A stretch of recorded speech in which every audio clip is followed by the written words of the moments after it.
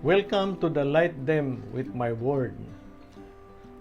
Again, nanapod kita sa ika-19 Domingo sa ordinaryo nga kapanahunan. We will be taking up the Gospel of John chapter 6 verse 41 to 51. Again, good evening and welcome to Light Them with my word. In verse 41, the Jews then murmured at him, murmured at Moses. In Exodus chapter 16 verse 2, they are murmuring against Moses and Aaron, in the wilderness. In Exodus chapter 16 verse 8, and Moses said, when the Lord gives you in the evening flesh to eat, and in the morning bread to the full, because the Lord has heard your murmurings, which you murmur against him. What are we? Your murmurings are not against us, but against the Lord. So, ang murmur day, it is not directed towards Moses, but it is directed towards God.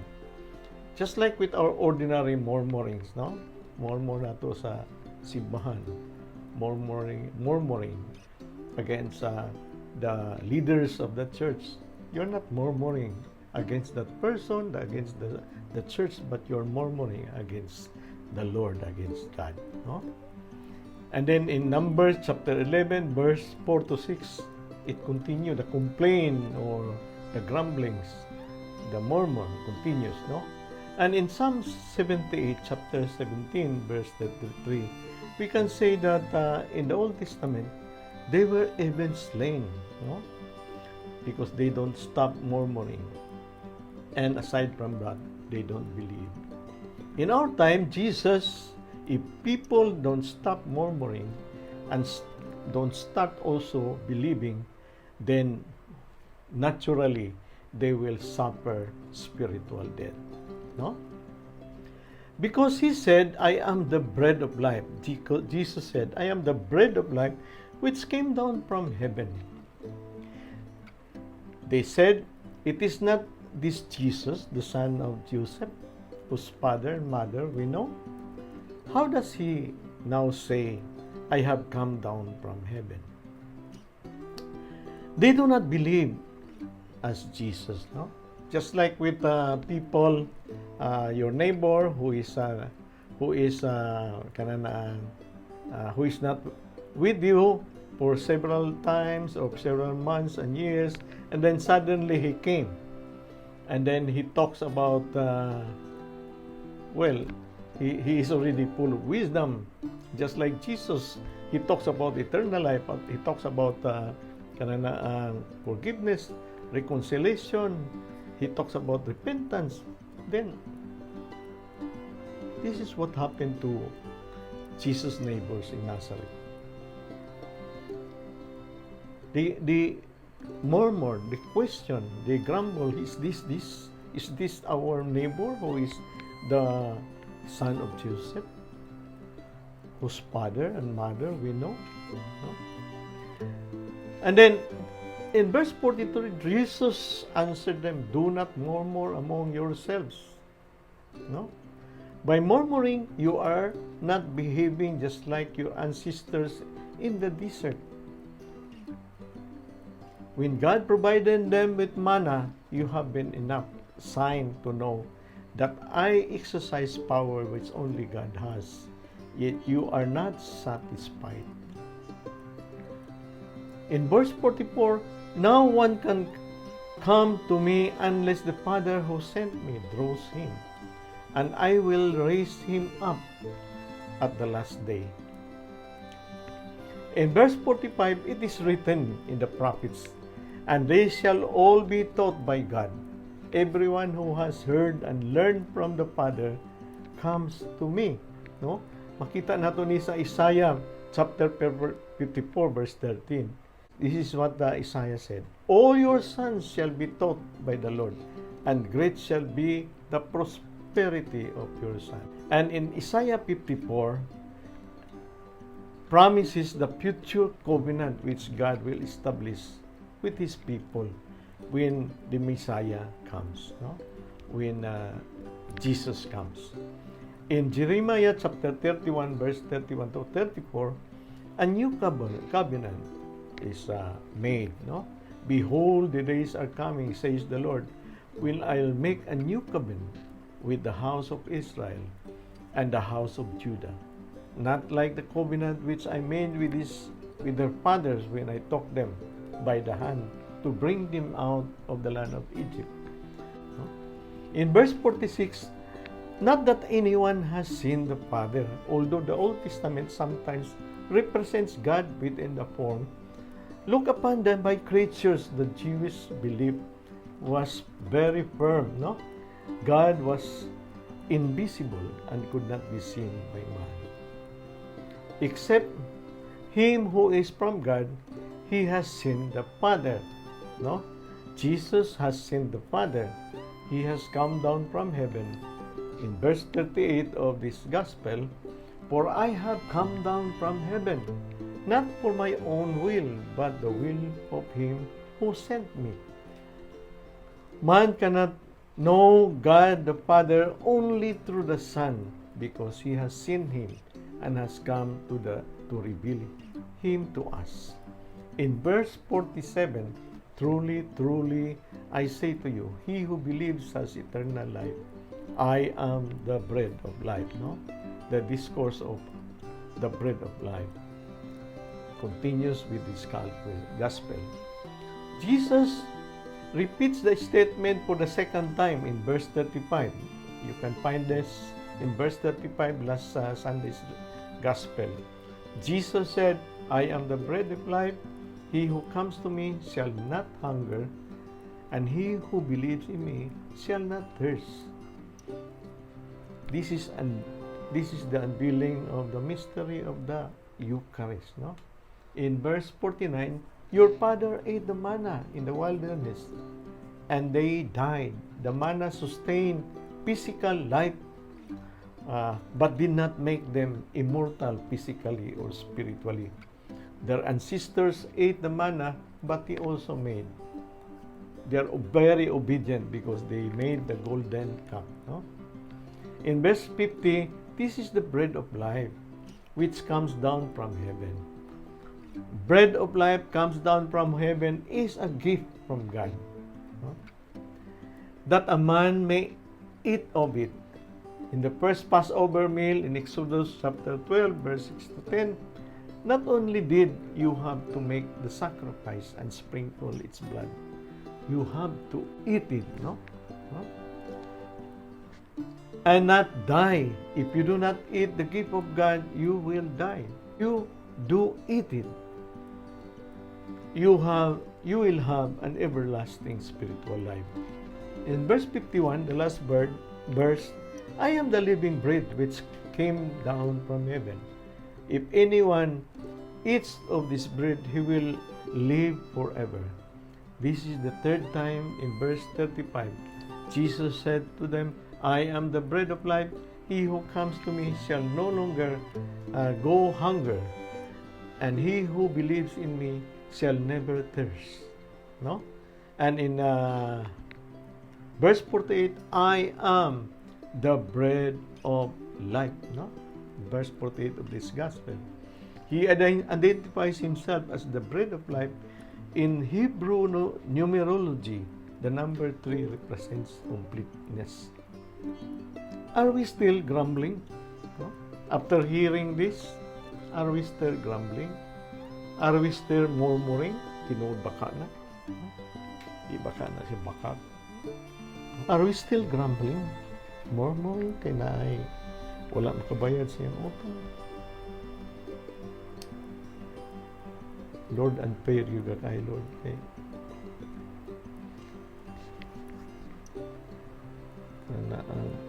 Wala sila bayad sila mga utang. Okay lang sa ilang. Kami grabe paningkamot. No? Para makakwarta. Something like that. praise the Lord, no? Kaya gitagaan tag talent, itagalan tag ang mga abilities, mahing panglawas, o gitagaan tag puhunan nga makanegosyo ta. Muda ko ang ato ang puhunan, muda ko ang ato ang negosyo. Praise the Lord. Para kita makashare sa uban, wa ba nato makita na? Have we not seen that?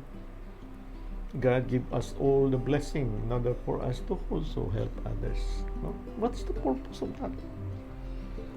You keep on getting all the blessing and then without sharing it. No? I don't know what will happen to us if we are just like the Red Sea, keep on getting all the waters and then there's no outlet. No? What happened to the stagnant water?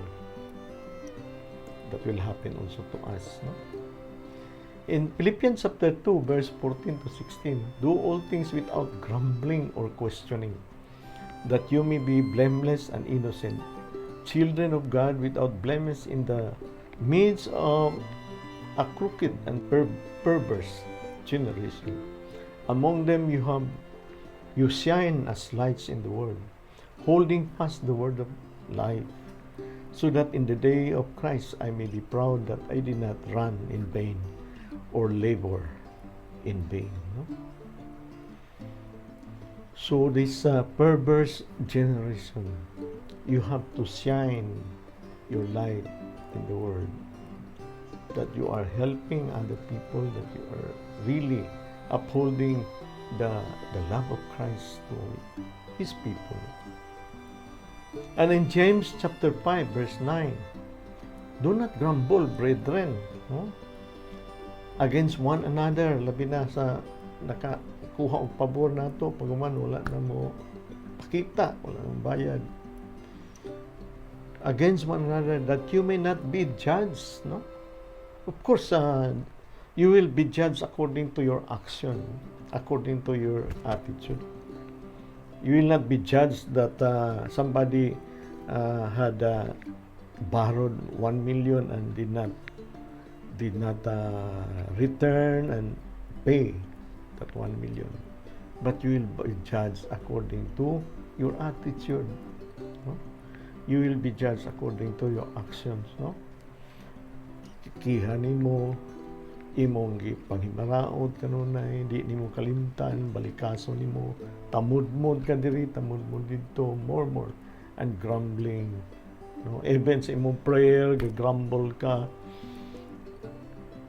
gareklamo ka, ga-complain ka dito sa Ginoo. Behold, the judge is standing at the door. What judge? The other judge. No? The other judge in the last days. No? Grumbling is more than a voice of discontent. Kanang pag grumble manggod nimo, that is the voice of discontent. Gyud ka sa teaching sa ato ang Ginoo nga kalimtan na lang kay dili mo kabayan. Discontinto gyud ta. No? Sa balibad sa nakautang kay ingon nga wa gyud kwarta di ko kabayan. Discontinto gyud ka sa pamaagi prinsipyo sa Kristiyanos na sharing ay one another, no? Mag-share na lang ta. Mag-share na lang ta o maghatag din na lang nato kunaon ang ato ang gihatag o giutang kay kisa may makabayad. And the voice of unbelief, no? You don't believe in Jesus. You don't believe in the love of God. You don't believe that you have to share with other people. You have to take care of other people. You don't believe in that, then you don't believe God. In Deuteronomy chapter 8, verse 15 to 16, is siya, who led you through the great and terrible wilderness, with its fiery serpent and scorpion and thirsty ground where there was no water. This is in Exodus, no? Who brought you water out of the plenty rock, no? This is the rock na gisugo si Moses nga ituktok na imong baston diya magawas ng tubig. Who fed you in the wilderness with manna, while your father did not know. Kaning wilderness dahil desert ni, desert to, no? That he might humble you and test you to do you good in the end. Sometimes na ay mga kanabitang moabot na itong mga pagsuway, moabot sa ato nga kanang problema, moabot sa ato nga mga events, no? Panghitabo diha sa atong kinabuhi, mo na gitawag nga gitaral ta sa Ginoo, gibutang ta sa wilderness. But we don't know nga kanang wilderness nga ipa-experience, ipasinati niya sa ato. That will make us also know that we are very vulnerable. No? We are nothing, including our time, talent, and treasure. They are very vulnerable. In the eyes of God, kung ang Ginoo dili kung dili ta matabangan sa Ginoo, dili ta maagak sa Ginoo, then wa gyud tay nada gyud, no tay nahon, no? So that will be the time for us to be humble. We really need God, because God will test you to do you good in the end.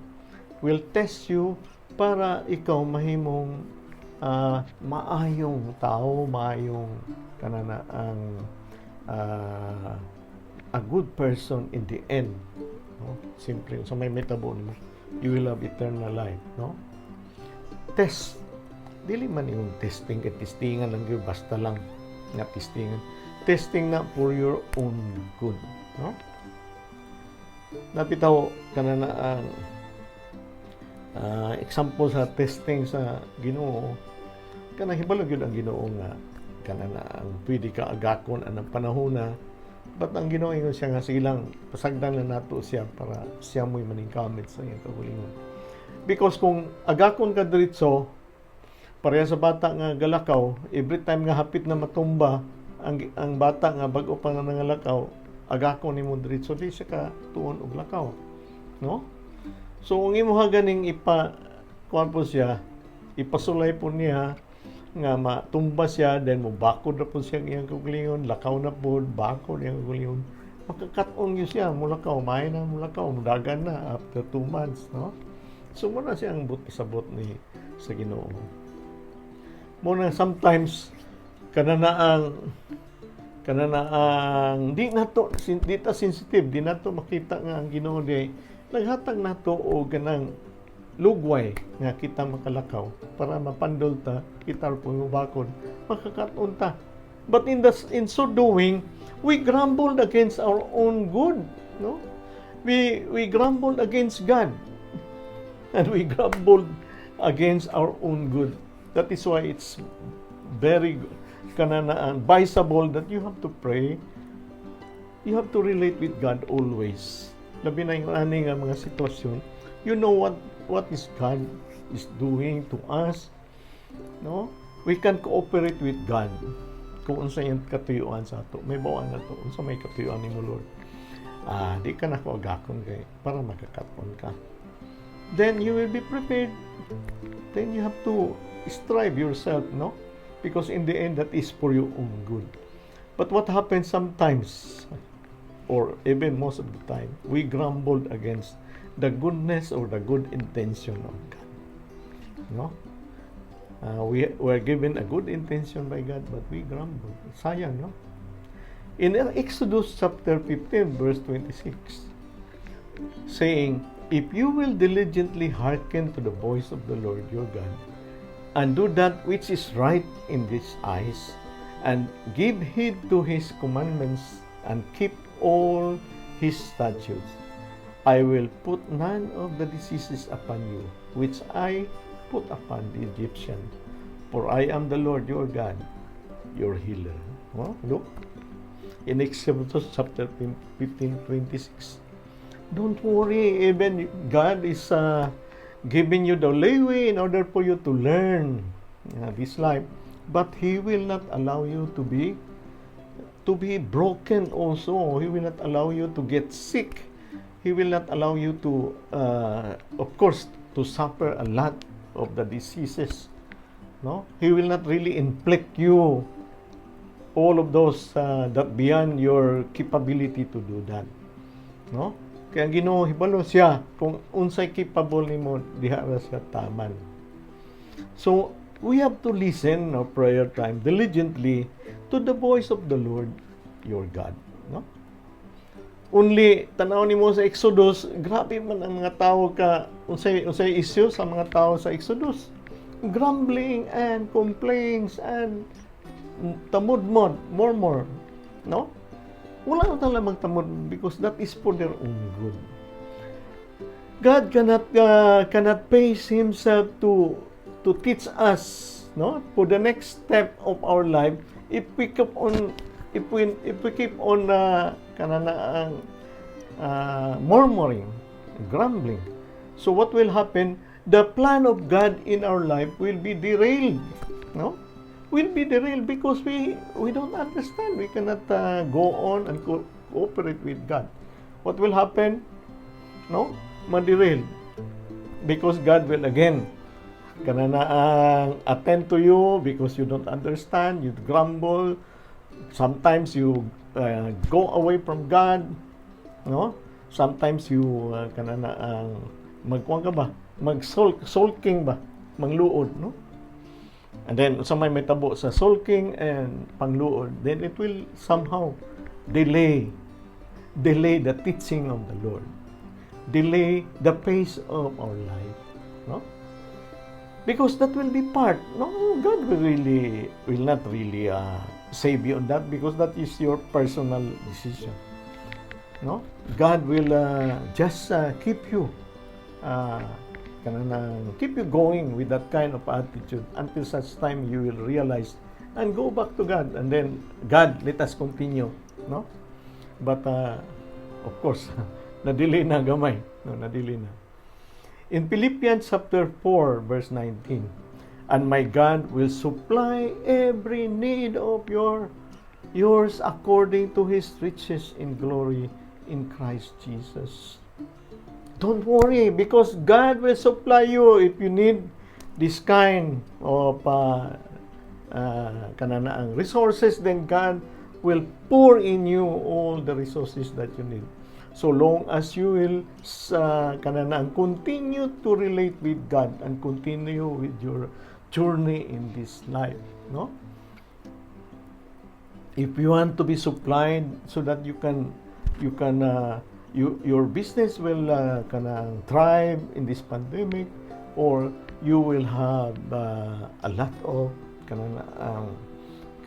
business activities despite of this pandemic, and you will have a lot of resources or what we call profit, no? Anong dili, no? But for the purpose of sharing it to others, letting also others live with the pandemic. But God, don't worry, I will supply you with everything that you need. Connection sa business, supplier, asa nimo ibaligyan imong produce or imong harvest, I will supply you, no? I will supply you with the needed resources because God is generous and rich. God who have a lot of connection in this world, no? And then lastly, Pope Francis said, people are unwilling to be challenged by God's mercy. Instead, they will grumble because after all of this is the mercy of God working in our life. No? If God has no mercy on you, you are profiting so much money in this time of pandemic, and God has no mercy on you, dili ka badlongon. God will not discipline you. God will not remind you, sige ka lang, kuan ka ng profit, no? Negosyo and so forth and so on. But then, if God is so merciful, He will teach you. So do not be too much of profit. But if you have a lot of harvest, a lot of money, you can also share with others so that I will be able to bless you to produce more, to share it with others. So we will be partner in helping your brothers and sisters to cope up with this pandemic. No? Mercy yun sa Ginoo. Nga naman, after all, it's mercy because you become rich and then you are not acceptable in heaven, no? You're so rich, but well, you cannot be presentable in entering the gates of heaven. Much that you can also be very poor, but you're so much pride in yourself. You cannot also enter the gates of heaven. No? You will have no eternal life. It's the same. It's about the attitude, the mercy of God working, whether you are so rich, so poor, it's the same. How's your life? How's your attitude? How's your relationship with God? No? You are so talented, you are so bright, no? But then you are so boastful. That is why you are not progressing in your life. You stay as it is, no? You stay as it is. You are not progressing. You are very, very poor in material things. Because you are very selective in what? In looking for job, no? And then you don't even realize that what is your qualification, no? You are so ambitious, but you have no qualification, man. Then you are not going to work anymore. Then you cut yourself from working because you want a higher position, but you are not thinking of yourself. No?